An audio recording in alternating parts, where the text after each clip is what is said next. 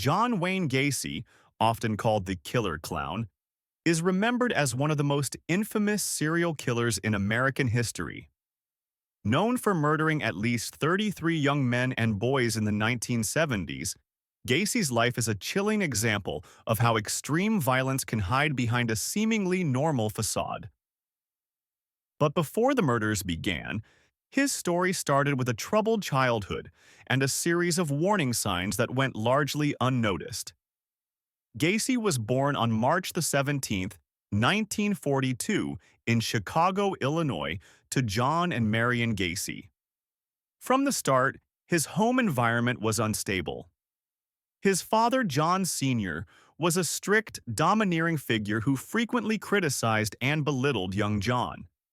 Accounts from Gacy's later interviews describe the psychological toll of constant verbal abuse. He claimed his father often told him he was no good, that he would amount to nothing, and that he was worthless. This environment created deep feelings of inadequacy and anger that would later manifest in destructive ways. Marion, his mother, was caring but often passive in the face of her husband's abuse. She attempted to provide comfort, but she could not shield her son from the repeated emotional trauma inflicted by his father. Gacy later stated that he felt trapped and powerless as a child, emotions that would play a significant role in his psychological development. As a boy, Gacy was intelligent and ambitious, excelling academically despite his tumultuous home life. Yet he also displayed signs of social awkwardness and detachment. Teachers noted he was reserved and often avoided peer interactions, a pattern that continued into adolescence. He sometimes exhibited cruel behavior toward other children, teasing or intimidating them in ways that hinted at early aggression. In his teenage years, Gacy's life was further complicated by sexual confusion and early deviant tendencies. He was accused of sexual assault during adolescence, though charges were dropped. This incident hinted at a disturbing pattern that would become central to his adult crimes.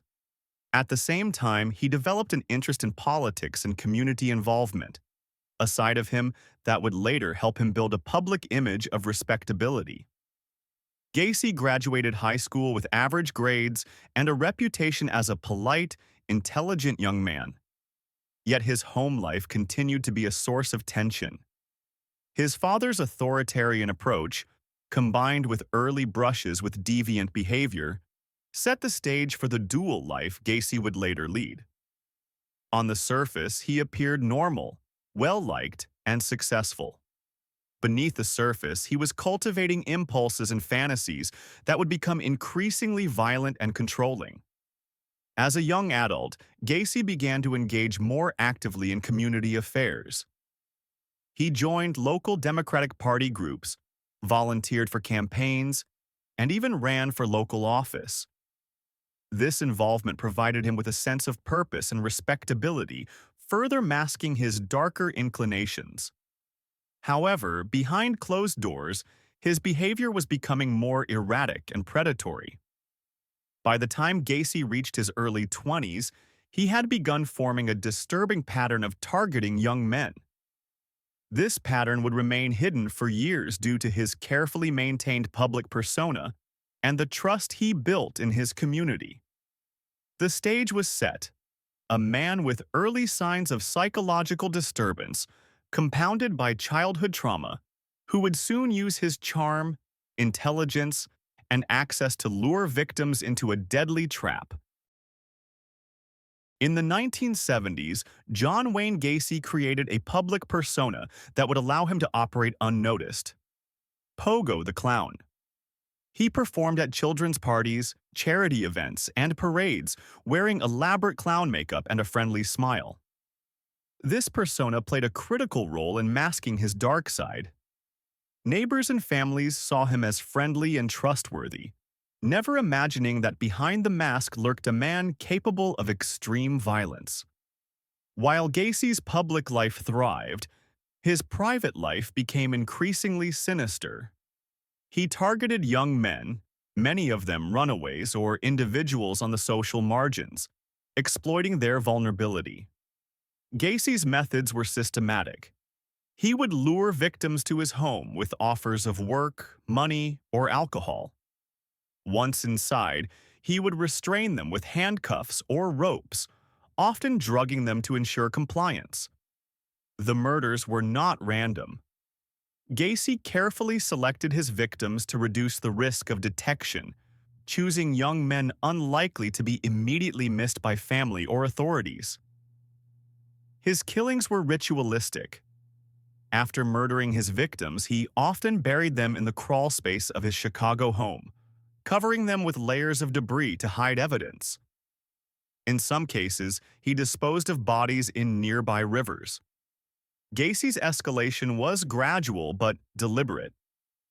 At first, he committed isolated murders, but over time, his confidence grew. He developed a sense of control and power over his victims, fueling a compulsion that would continue for years.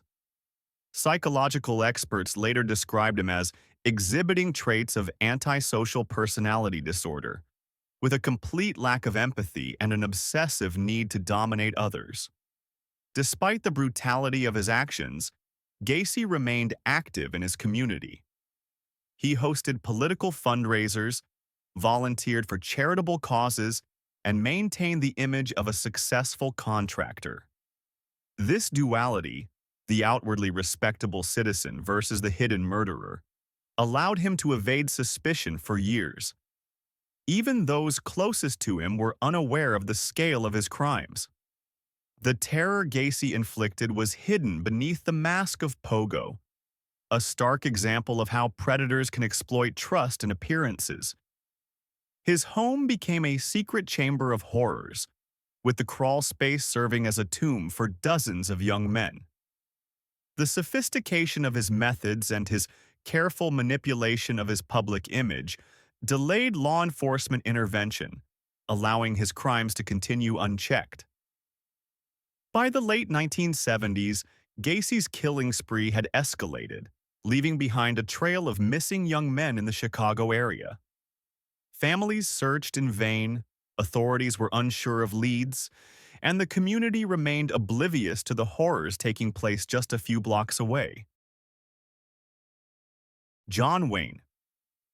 Gacy's criminal activities came to light in December 1978, following the disappearance of 15-year-old Robert Peast, a young boy who had been working at a pharmacy in suburban Chicago.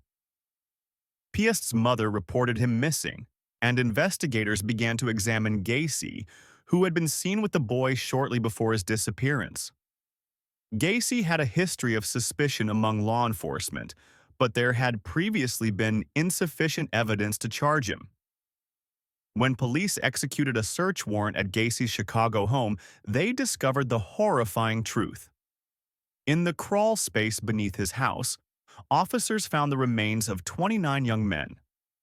Further investigations eventually revealed that Gacy had killed at least 33 victims, some of whom were buried elsewhere on his property or discarded in nearby rivers. Gacy was arrested immediately and charged with multiple counts of murder. The scale of the crimes shocked the public, and the media quickly dubbed him the Killer Clown because of his side career entertaining children at local events.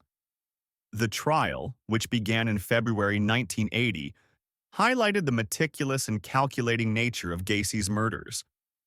He pleaded not guilty by reason of insanity, claiming hallucinations and compulsions drove him to kill. Psychiatric evaluations, however, concluded that Gacy was aware of his actions and understood the consequences. The jury rejected his insanity defense, finding him legally sane and fully responsible for his crimes. Gacy was convicted of 33 murders and sentenced to death. He spent 14 years on death row at Stateville Correctional Center. During his incarceration, he painted, read extensively, and reportedly developed a religious routine, being baptized and corresponding with family members, though the sincerity of his repentance remained in question. On May 10, 1994, John Wayne Gacy was executed by lethal injection at the age of 52. His crimes remain among the most notorious in American history, serving as a chilling reminder of how individuals can conceal horrific behavior behind seemingly ordinary appearances. Gacy's story continues to be studied by criminologists, psychologists, and true crime researchers as an example of predatory behavior, the importance of vigilance, and the dangers of dismissing warning signs. Thank you for watching. Don't forget to subscribe and comment below which crime or killer we should cover next. See you next time.